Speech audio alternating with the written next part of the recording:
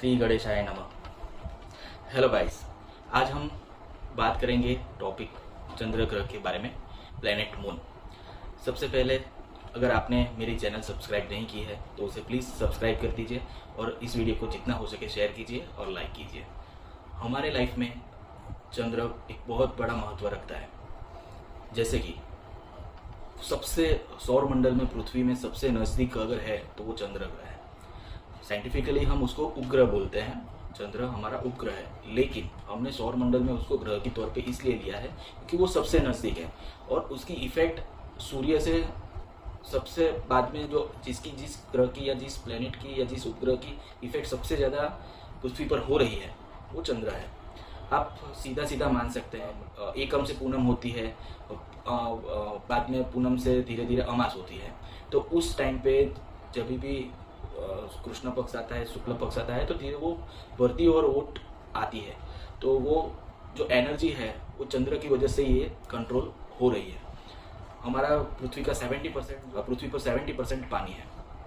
वो पानी का जो भर्ती और ओट आती है और जो कंट्रोल जो रहता है वो मेजॉरिटी जो रिस्पॉन्सिबिलिटी है वो हम चंद्र ग्रह के थ्रू मान सकते हैं। उसी तरह से जैसे हम मानते हैं कि चंद्र एक शीतल ग्रह है, रात को हमें दिखाई देता है। रात को इसलिए दिखाई देता है कि वो जब सूरज हमारे वहाँ नहीं होता है इसलिए वो रात को दिखाई देता है। सूरज दूसरी साइड पे, वेस्टर्न साइड पे होता है, तो वो हमें शीतलता देता है, एक ठंडक देता है। और उसी रात के टाइम पे भी हमारा एकदम जो मन होता है वो भी शांत रहता है। तो हम चंद्र को हमारे रिलेशन में अगर देखने चाहेंगे तो हम हमारी मदर के साथ जोड़ सकते हैं, हमारी मम्मी के साथ, माँ के साथ जोड़ सकते हैं। जैसे हमारी मम्मी, हमारी माँ हमें बहुत स्टेप बाय स्टेप धीरे धीरे शीतल मतलब एकदम ठंडे तरीके से समझाती है, बहुत सारा प्यार करती है। तो इसलिए हम उसको हमारे मम्मी के साथ जोड़ते हैं और इसीलिए उसको चंद्रमा भी बोलते हैं, चंदा मामा भी बोलते हैं। हम हमारे ननिहाल के साथ भी हम उसको जोड़ सकते हैं। रही बात हमारे बॉडी में, तो बॉडी में ऑलमोस्ट 70%, जैसे पृथ्वी में 70% अप्रोक्सीमेटली 70% पानी है, वैसे ही हमारे बॉडी में भी 70% लिक्विड है। लिक्विड माने ब्लड हो गया या कोई भी एक सेल है उसमें भी ऑलमोस्ट 50 to 60% 70% पानी रहता है, लिक्विड रहता है। तो बट ऑब्वियस वो पृथ्वी के पानी को कंट्रोल कर सकता है या जो भी उसके एनर्जी से, उनके अट्रैक्शन से प्लस माइनस हो सकता है। तो हमारी बॉडी में भी वही है, तो वो हमें भी उसी तरह से कंट्रोल कर सकता है। दूसरी बात, हमारे एस्ट्रोलॉजी में हमने रिलेशनशिप में चंद्र ग्रह को माँ के साथ जोड़ा है और हमारी बॉडी में मून माइंड के साथ जोड़ा है। मून को हमारा जो माइंड है वो भी एक जब शांत रहते हैं तब शांत भी होता है, पानी की तरह जैसे समुद्र में लहरें आती है उस तरह से हाइपर भी होता है। तो वो सारी चीज़ें माइंड के साथ भी हम चंद्र को जोड़ सकते हैं। हर बार की तरह हम इस बार भी प्लेनेट को 3 भागों में देखेंगे। आपका चंद्र अच्छा है, वीक है या बुरा है। अगर हमारा चंद्र स्ट्रॉन्ग है कि नहीं वो कैसे जाने। आपका रिलेशन आपकी मदर के साथ बहुत अच्छा है, बहुत ही आप लाड प्यार से उनके साथ खेलते हो, रहते हो, हंसी मजाक करते हो और लाइफ टाइम पहले से अब तक वो आपके साथ ही है। तो हम मान सकते हैं कि आपका चंद्र अच्छा है।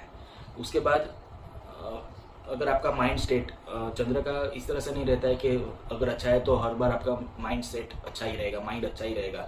कभी कभार डिप्रेशन भी आता है, थोड़ा बहुत प्रॉब्लम्स भी होता है, लेकिन ऑलमोस्ट मेजोरिटी टाइम पे अगर साल में देखने जाएं 9-8 महीना अगर आपका चंद्र अच्छा रहता है, ठीक है, आपका माइंड बहुत अच्छा रहता है, आप डिसीजन अच्छे से ले पाते हो, आपको पता चलता है कि ये डिसीजन सही है, ये गलत है, बाद में भले जो भी डिसीजन निकले लेकिन आप डिसाइड कर पाते हो कुछ भी चीज़, तो आपका चंद्र अच्छा है। आपका मेंटल स्टेट भी अगर स्टेबल रहता है, आपको रात में सोने में भी दिक्कत नहीं आती है, आप इजीली नाइट में आप अच्छे से सो पाते हो, आपकी नींद पूरी होती है, आप जल्दी सो जाते हो 10-11 बजे के बीच में, तो भी आपका चंद्र अच्छा है। ये सारी चीज़ें अभी मैं जो बता रहा हूँ, ठीक है, तो वो ऐसा नहीं है कि हमें कुंडली विश्लेषण तो करवानी ही रहती है कि प्रॉपर वे में अगर देखना है क्या है, एक ही ग्रह पे सारा कुछ डिपेंड नहीं रहता है। लेकिन जब भी हम इस बात करते हैं कि भाई जोड़ने की और रूटीन लाइफ में, तो ये मैं आपको इसलिए बता रहा हूँ कि आपको आपकी रूटीन लाइफ में क्या क्या चीज़ों से आपको आपके ग्रह क्या क्या किस तरह से लेवल पे काम कर रहे हैं, तो आप खुद ही एनालिसिस कर पाओगे। जैसे ही मैंने मेरे थंबनेल में भी कहा कि आप यू आर द सॉल्यूशन, आप ही आपका सारे प्रॉब्लम का सॉल्यूशन है। आपको सारा कुछ पता है, सिर्फ आपको पता नहीं है कि किस तरह से और क्या चीज़ है। तो ये सारे वीडियो खत्म हो जाएंगे, तब आपको इतना तो पता चल ही जाएगा कि आपके कौन से ग्रह कैसे हैं। तो वो आप उस हिसाब से थोड़ा बहुत उसमें छोटी मोटी रेमेडीज कर सकते हो, और धीरे धीरे आपका ऐसा नहीं होगा कि अभी रेमेडी की और तुरंत से रिजल्ट आ गया। वो धीरे धीरे आप हो सकता है। और काफ़ी दूसरी चीज़ें भी देखनी पड़ती है, ग्रह भी देखने पड़ते हैं, घर भी देखना पड़ता है कुंडली में, और काफ़ी सारी चीज़ें देखनी पड़ती हैं। तो प्रॉपर कोई पर्टिकुलर प्रॉब्लम्स की वजह से आप इवेंट या जो भी आपको दिक्कत कर रहे हो या टाइम ऐसा चल रहा हो, तो उसके लिए विश्लेषण करवाना रहता है। और मैंने मेरी लिंक भी उसमें दे दी है, सारे आईडीज़ भी दे दी है डिस्क्रिप्शन में, और मेरा फ़ोन नंबर भी है। तो आप एस्ट्रोलॉजी कंसल्टेंट के लिए भी मेरे से संपर्क कर सकते हो, या तो कोई भी आपके नज़दीक के अच्छे कोई भी है तो उससे भी आप सलाह ले सकते हो। अभी हम बात करते हैं वीक चंद्र की। अगर वीक चंद्र जैसे हम मानते हैं कि आप आपकी मदर के साथ रहते हैं, लेकिन रिलेशन इतने अच्छे नहीं हैं, थोड़े बहुत झगड़े रहते हैं, मन मुटाव हो जाते हैं, ये सारी चीज़ें हो जाती है। आपका स्टेट ऑफ माइंड थोड़ा बहुत डगमगाया हुआ रहता है, जैसे कि कभी टेंशन आ जाता है, कभी टेंशन नहीं आता है। साल में ऑलमोस्ट अब 6-7 महीना ऐसा निकल जाता है कि आप ज़्यादातर टेंशन में ही रहते हो। ज़्यादातर आपको किसी भी चीज़ पे आप रिएक्ट कर जाते हो, टेंशन में आ जाते हो। तो वो सारी चीज़ें अगर होती है, आपको रात में नींद भी अच्छे से नहीं आती है। और एक बहुत बड़ी चीज़ है, अगर आपको आपका चंद्र ठीक करना है, ठीक है, तो रात को आप अगर जल्दी सोओगे, अगर आप आपकी नाइट शिफ्ट है या जॉब का है तो वो डिफरेंट चीज़ है। लेकिन अगर ऐसे ही वीडियो देगा 1-2 बजे तक वीडियो देख रहे हो, इंस्टाग्राम पे जा रहे हो, और वो सब करके 1-2 बजे के बाद सोते हो, तो वो आपका अगर चंद्र अच्छा भी है तो भी आप उसको बुरा कर रहे हो। इससे अच्छा आप 10 या 11 के लिए, वैसे तो 9 बजे का है, लेकिन हमारी अभी की लाइफ जिस तरह से है उस हिसाब से वो पॉसिबल नहीं है। लेकिन आप 10 से 11 के बीच में आप अगर सोने का शेड्यूल बनाएंगे तो वो ज़्यादा बेटर रहेगा। आपका वीक भी रहेगा तो भी आपका धीरे धीरे वो अच्छा होता जाएगा।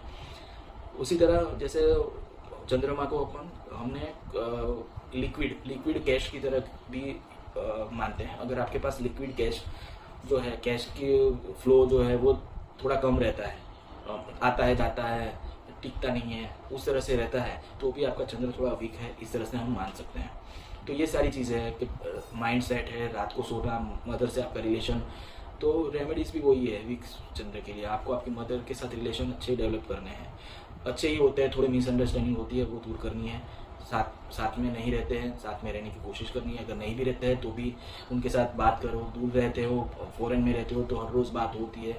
तो वो सारे रिलेशन आपको आपके डेवलप करने पड़ेंगे, और आप ही वो कर पाओगे, ठीक है। और रात को जल्दी से सोना, अगर आपको दूध पीने की आदत है वो तो अच्छी, अगर नहीं है तो थोड़ा दूध भी आप रात को आधा कप या इस तरह से पी सकते हो, इससे भी आपका चंद्र थोड़ा अच्छा होगा।